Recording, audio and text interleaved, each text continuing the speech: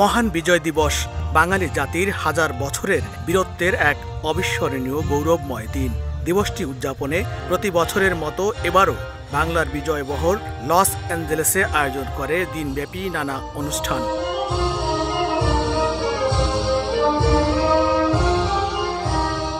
ঘোড়া, balloon, festoon আর রঙিন সজ্জায় সজ্জিত করা হয় শহরের বাংলাদেশি অধ্যুষিত এলাকা। স্থানীয় সময় রোববার দুপুরে আনুষ্ঠানিকভাবে যুক্তরাষ্ট্র ও বাংলাদেশের জাতীয় পতাকা উত্তোলনের মধ্য দিয়ে দিনের কর্মসূচি শুরু হয়। এতে উপস্থিত ছিলেন ক্যালিফোর্নিয়ার Paris city mayor Michael Vargas, council women Heather Hart সহ আরও অনেকে। পরে শুরু হয় সুসজ্জিত মোটর শোভাযাত্রা। গাড়ির বহর শহরের বিভিন্ন সড়ক প্রদক্ষিণ করে। বিদেশে বিজয় উৎসব উদযাপনে অংশ নিতে পেরে উচ্ছ্বাস প্রকাশ করেন প্রবাসীরা।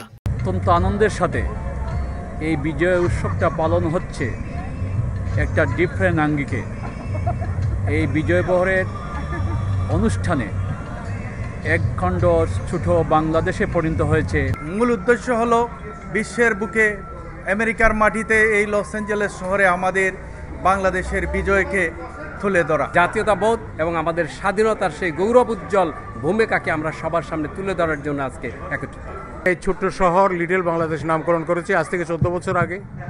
এবারের বিজয় উল্লাস আমাদের একটু ভিন্ন প্রকৃতির হচ্ছে। এতে তো অনেকই মজা হয়, সব সময় প্রত্যেক ইয়ারই অনেক মজা হয়, অনেক ইভেন্টফুল। বিদেশে মহান বিজয় দিবস উদযাপন বাংলাদেশের পরিচিতি ও মর্যাদা বৃদ্ধিতে সহায়ক বলে মত আয়োজকদের।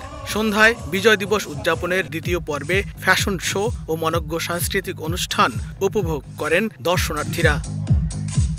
বিদেশের মাটিতে মহান বিজয় দিবস উপলক্ষে প্রবাসীদের এই উচ্ছ্বাস আর আনন্দ আবারও প্রমাণ করল তারা বাংলাদেশকে কতটা ভালোবাসে। লস্কর আল মামুন, সময় সংবাদ, লস অ্যাঞ্জেলেস, যুক্তরাষ্ট্র।